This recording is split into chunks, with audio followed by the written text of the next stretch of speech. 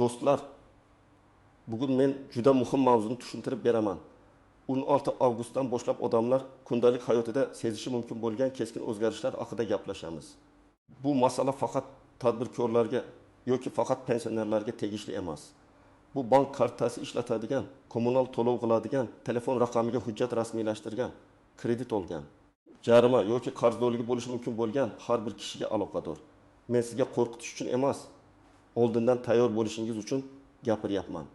Chunki ko'p muammo odam bilmagani uchun, hujjatini tekshirmagani uchun.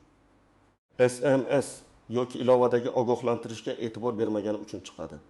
Hozir videoni oxirigacha ko'ring, chunki men kimlar xavotir olishi kerak, kimlar bemalol bo'lishi mumkin, qaysi hujjatlarni tekshirish kerak, qayerga murojaat qilish kerak, hammasini oddiy tilda tushuntiraman. Kanalga hoziroq obuna bo'ling, videoga like bosing. Chunki bunday ogohlantirishlar ko'p odamni ortiqcha xarajatdan, blokirovkadan va asabiylashishdan saqlab qoladi. Avval qanday edi? Oldin ko'pchilik odamlar davlat xizmatlari, bank, kommunal to'lovlar, soliq, jarimalar yoki boshqa majburiyatlar bo'yicha xabarni alohida joylardan bilardi. Masalan, kimdir elektr yoki gaz qarzini faqat hisoblagichga qaraganda bilardi.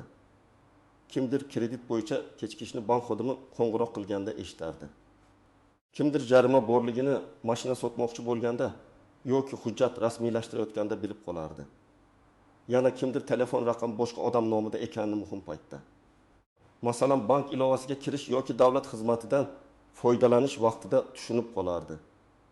Endi esa umumiy yo'nalish shunday bo'lyapti. Tizimlar ko'proq elektronlashmoqda, ma'lumotlar tezroq solishtirilmoqda, qarzdorliklar va noto'g'ri ma'lumotlar tezroq ko'rinmoqda. 16 avgustdan boshlab aynan shunga tayyor turish kerak. Shaxsiy ma'lumotlaringiz, telefon raqamingiz, bank kartangiz, kommunal hisoblaringiz, kredit tarixingiz va davlat xizmatlaridagi ro'yxatdan o'tgan ma'lumotlaringiz bir-biriga mos bo'lishi juda muhim bo'ladi. Men buni oddiy qilib aytaman. Endi keyin bilaman, hozircha yurib turibdi. Telefon raqamim akamning nomida bo'lsa ham mayli. Kommunal qarz ozgina keyin to'layman. Bank SMS kelmasa demak muammo yo'q degan yondashuv xavfli bo'lib qoladi. Chunki tizim avtomatik ishlaganda. Inson tushuntirish berishga ulgurmasdan avval xizmat cheklanishi, to'lov o'tmay qolishi, ariza qaytishi yoki qo'shimcha tekshiruvga tushishi mumkin. Birinchi navbatda bank kartasi va mobil ilovadan foydalanadiganlar e'tiborli bo'lsin. Bugun ko'pchilikning maoshi, pensiyasi, nafaqasi, stipendiyasi, pul o'tkazmalari karta orqali keladi. Agar sizning bankdagi ma'lumotlaringiz eski pasport bilan qolgan bo'lsa, telefon raqamingiz boshqa odam nomida bo'lsa yoki karta bir kishiniki, ilova boshqa raqamga ulangan bo'lsa, muammo chiqishi mumkin. Masalan, odam kartasini 5 yil oldin olgan, keyin pasportini ID kartaga almashtirgan. Lekin bankka borib ma'lumotni yangilamagan. Oddiy to'lovlarda bilmasligi mumkin. Ammo katta summani o'tkazmoqchi bo'lganda yoki yangi xizmat ulashda ma'lumotni tasdiqlang degan talab chiqadi. Hayotiy misol. Dilshod ismli odam oyiga 4 million so'm maosh oladi. U kartadan doim bozorlik qiladi, kommunal to'laydi.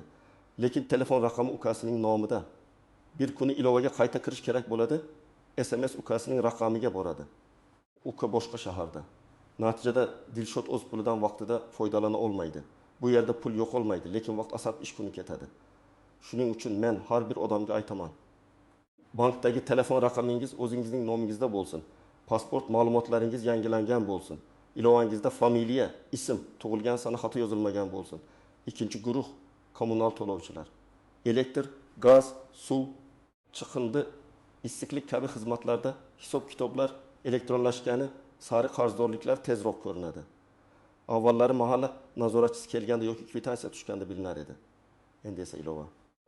Shaxsiy kabinet yoki billing tizimida qarz darhol chiqadi. Agar hisoblagich ko'rsatkichi noto'g'ri kiritilgan bo'lsa, eski qarz boshqa odamdan qolgan bo'lsa yoki uy egasi o'zgargan bo'lsa-yu, abonent ma'lumoti yangilanmagan bo'lsa, siz to'lov qilgan bo'lsangiz ham tizimda muammo ko'rinishi mumkin. Masalan, bir oila kvartira sotib oldi. Oldingi egadan 2 ming so'm gaz qarzi qolgan. Yangi egasi men yangi egaman, menga aloqasi yo'q deb o'ylaydi. Lekin abonent shaxsiy hisob raqami o'sha manzilga bog'langan. Agar rasmiylashtirish vaqtida dalolatnoma olinmagan bo'lsa, keyin bahslashish qiyinlashadi. Shuning uchun uy sotib olgan, ijaraga ko'chgan, hovli meros bo'lib qolgan odamlar kommunal hisob raqamlarini tekshirish shart. 3-guruh kredit, muddatli to'lov mikroqarz yoki kafilligi bor odamlar. Ba'zi odamlar men faqat kafil bo'lganman, pulni men olmaganman deb o'ylaydi. Lekin kafil bo'lish ham majburiyat. Agar asosiy qarzdor to'lamasa, bank yoki kredit tashkiloti kafildan talab qilishi mumkin. Elektron tizimlarda bu majburiyatlar ko'rinadi. Kredit tarixi ham ta'sir qiladi. Keyin siz o'zingiz kredit olmoqchi bo'lsangiz, oldingi kafillik yoki kechikish sabab rad javobi olishingiz mumkin. Misol uchun Mahbuba opa jiyaniga 12 million so'mlik maishiy texnika uchun kafil bo'lgan. Jiyani dastlab to'lagan, keyin 2 oy kechiktirgan. Mahbuba opa buni bilmagan, chunki SMS menga kelmadi deydi. Ammo tizimda kafil sifatida u ham ko'rinadi. Keyin o'zi 8 million so'm kredit olmoqchi bo'lganda bank ehtiyot bo'ladi. Demak, kimlargadir kafil bo'lgan bo'lsangiz, albatta holatini tekshiring. 4-guruh jarima va ma'muriy qarzdorligi bo'lishi mumkin bo'lganlar. Bu faqat haydovchilar emas. Albatta haydovchilar tezlik, qoidabuzarlik, to'xtash joyi. Sug'urta, texnik ko'rik kabi masalalar bor. Lekin boshqa sohalarda ham jarimalar bo'lishi mumkin. Soliq kechikishi, hujjatni vaqtida yangilamaslik, majburiy to'lovlarni e'tiborsiz qoldirish. Ko'p odamlar jarima borligini faqat notariusga borganda, mashina sotganda, chetga chiqishdan oldin yoki bank amaliyoti vaqtida bilib qoladi. Bu eng noqulay payt. Agar odamning 1 ming so'm jarimasi bo'lsa, bu katta summa emas deb tuyuladi. Lekin u vaqtida to'lanmasa, qo'shimcha xarajat, ijro hujjati, hisob raqamga cheklov, rasmiylashtirishda kechikish kabi oqibatlarga olib kelishi mumkin. Men doim aytaman, jarima summasidan ham ko'ra uni bilmaslik xavfliroq. 5-guruh davlat xizmatlaridan foydalanadiganlar, tug'ilganlik guvohnomasi, nikoh, ajrim, kadastr, subsidiya, nafaqa, pensiya, bolalar puli, tadbirkorlik ro'yxati, litsenziya, ma'lumotnoma olish kabi xizmatlarda ma'lumotlar mosligi juda muhim. Agar familiyangiz bir joyda eski, boshqa joyda yangi bo'lsa, pasport almashtirilgan bo'lsa, doimiy yashash manzili yangilanmagan bo'lsa, ariza to'xtashi mumkin. Bu ayniqsa ayollar uchun ko'p uchraydi. Turmushga chiqqandan keyin familiya o'zgaradi. Lekin bankda eski familiya, kadastrda boshqa yozuv, telefon raqamida yana boshqa ma'lumot turadi.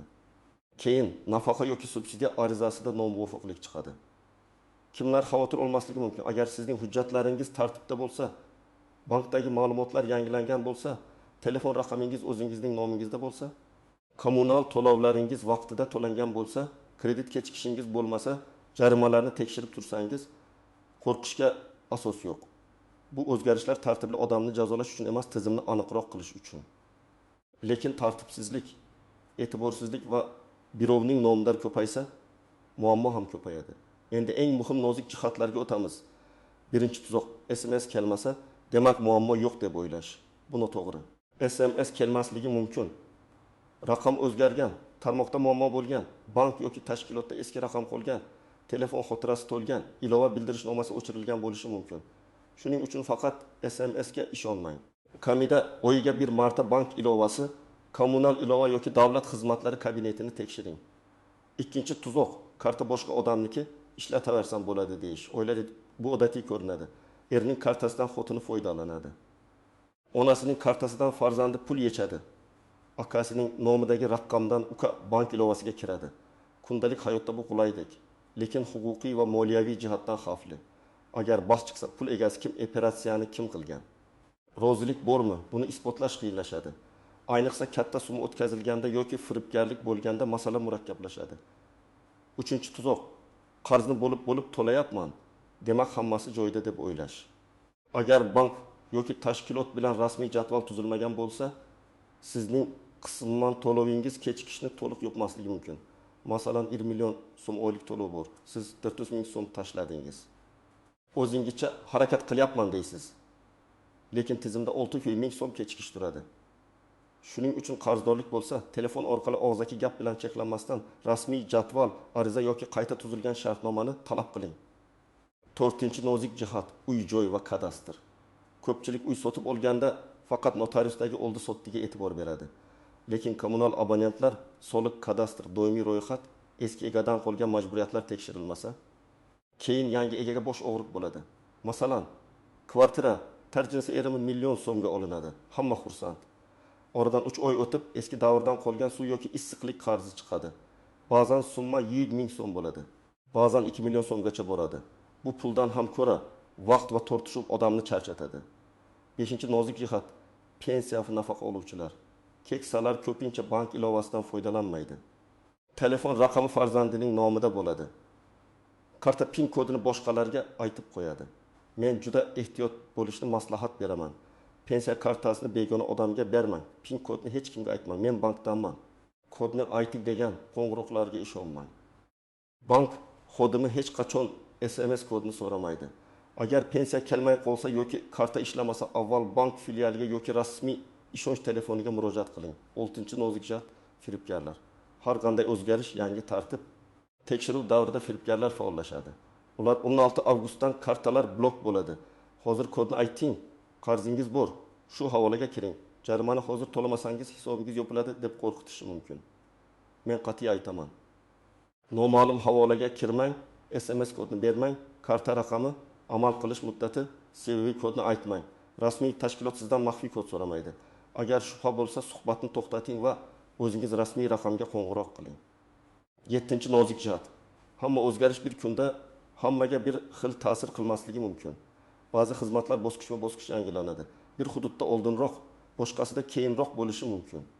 Shuning uchun vahima qilmaslik kerak. Lekin tayyorgarlikni kechiktirmaslik kerak.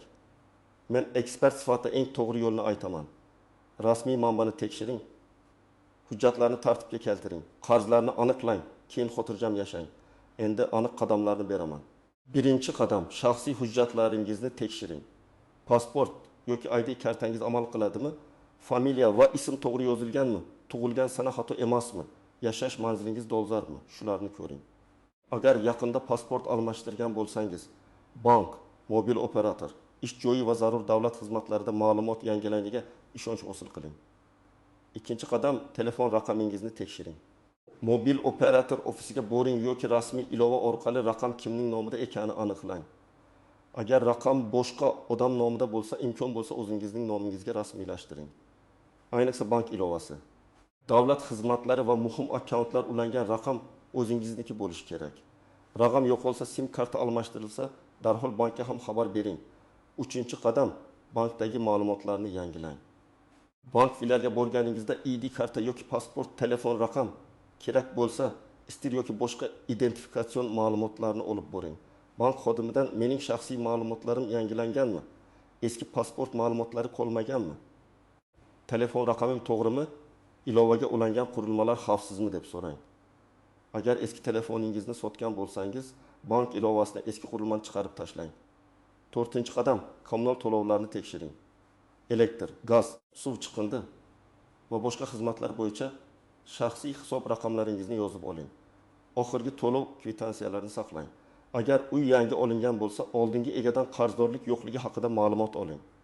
Hisoblagich ko'rsatkichi real raqam bilan tizimdagi raqam mos keladimi tekshiring. Agar farq bo'lsa, xizmat ko'rsatuvchi tashkilotga ariza yozing. Arizada manzil, abonent raqami, hisoblagich raqami, hozirgi ko'rsatkich, muammo mazmuni va telefon raqamingizni yozing. Ariza nusxasini yoki ro'yxatdan o'tgan raqamini saqlab qo'ying. 5-qadam, kredit va qarzlarni aniqlang. Qaysi bankdan kredit olgansiz, muddatli to'lov bormi? Kimga kafil bo'lgansiz? Hammasini ro'yxat qiling. Har birining oylik to'lovi, to'lov sanasi, qolgan qarzi va kechikish bor yo'qligini bilib oling. Agar kechikish bo'lsa, yashirinmang. Bankka boring, rasmiy ariza yozing. Moliyaviy holatim sabab to'lov jadvalini qayta ko'rib chiqishingizni so'rayman deb og'zaki va'da bilan cheklanmaslik kerak. 6-qadam, jarimalarni tekshiring. Haydovchi bo'lsangiz, avtomobil raqami va pasport ma'lumotlari orqali jarimalarni ko'rib chiqing. Agar jarimani tan olmasangiz, belgilangan tartibda shikoyat qiling. Lekin o'zimcha to'lamayman deb yurish ham noto'g'ri. Chunki muddat o'tib ketsa, masala qiyinlashadi. Agar jarima haqiqatdan sizniki bo'lsa, imkon qadar tez to'lang va chekni saqlang. 7-qadam, davlat xizmatlari kabinetini faollashtiring. Elektron davlat xizmatlari portalidan foydalanishni o'rganing. Kirish uchun kerakli login, parol, elektron raqamli, imzo yoki mobil identifikatsiya vositalarini tartibga keltiring. Agar o'zingiz qila olmasangiz, davlat xizmatlari markaziga boring. U yerga ID karta yoki pasport, telefon raqam va muammoga aloqador hujjatlarni olib boring. Xodimga ayting, ma'lumotlarimni tekshirmoqchiman. Arizalarimda nomuvofiqlik chiqmasligi uchun yangilamoqchiman. 8-qadam, hujjatlarni bitta papkaga jamlang. Men odamlarga oddiy papka tutishni maslahat beraman. Unda pasport nusxasi, uy hujjati, kadastr, kommunal abonent raqamlari, oxirgi to'lov cheklari, kredit shartnomalari, bank rekvizitlari, muhim arizalar nusxasi bo'lsin. Raqamli ko'rinishda ham telefoningizda yoki xavfsiz bulut xotirada saqlang. Lekin maxfiy parollar va SMS kodlarni hech qayerga yozib qo'ymang. 9-qadam oilangizdagi katta yoshdagilarni ogohlantiring. Onangiz, otangiz, buvingiz, bobongiz, qo'shningiz bank kartasidan foydalansa, ularga tushuntiring. Hech kimga kod aytmasin, noma'lum havolaga kirmasin, karta rasmini yubormasin. Agar bankdan qo'ng'iroq qilyapmiz desa, telefonni qo'yib, farzandiga yoki bankning rasmiy raqamiga qo'ng'iroq qilsin. Bu juda oddiy qoida, lekin ko'p odamni firibgarlikdan saqlaydi. 10-qadam, har oy 30 daqiqalik tekshiruv odatini kiriting. Oy boshida yoki maosh olgan kuni bank, kommunal, kredit, jarima davlat xizmatlari bo'yicha holatni tekshiring. Bu 30 daqiqa vaqt oladi. Lekin keyinchalik bir necha kunlik yugur-yugurdan saqlaydi. Men buni moliyaviy gigiyena deb atayman. Tish yuvish qanday odat bo'lsa, hujjat va to'lovlarni tekshirish ham shunday odat bo'lishi kerak. Demak, 16 avgustdan boshlanadigan yoki kuchayadigan o'zgarishlarning asosiy ma'nosi shuki, hujjatlar, to'lovlar, qarzdorliklar, bank va telefon ma'lumotlari tartibda bo'lishi kerak. Kimda hammasi joyida bo'lsa, u xavotir olmaydi. Kimda eski pasport ma'lumoti, boshqa odam nomidagi telefon, yopilmagan qarz, tekshirilmagan jarima, kommunal hisobdagi chalkashlik bo'lsa, hozirdan harakat qilgani yaxshi. Men sizni vahimaga chaqirmayman, men sizni tayyorgarlikka chaqiryapman. Bugun tekshirsangiz, ertaga navbatda turmaysiz. Bugun hujjatni yangilasangiz, keyin to'lovingiz to'xtamaydi. Bugun qarzni aniqlasangiz, keyin jarima yoki cheklov bilan yugurmaysiz. Izohlarda yozing. Sizda bank, kommunal, kredit yoki davlat xizmatlari bo'yicha shunday muammo bo'lganmi? Qaysi holat ko'proq odamlarni qiynayapti deb o'ylaysiz? Videoga like bosing, yaqinlaringizga yuboring va kanalga obuna bo'ling. Men esa keyingi videolarda ham odamlar bilishi shart bo'lgan eng muhim o'zgarishlarni sodda tilda tushuntirib boraman.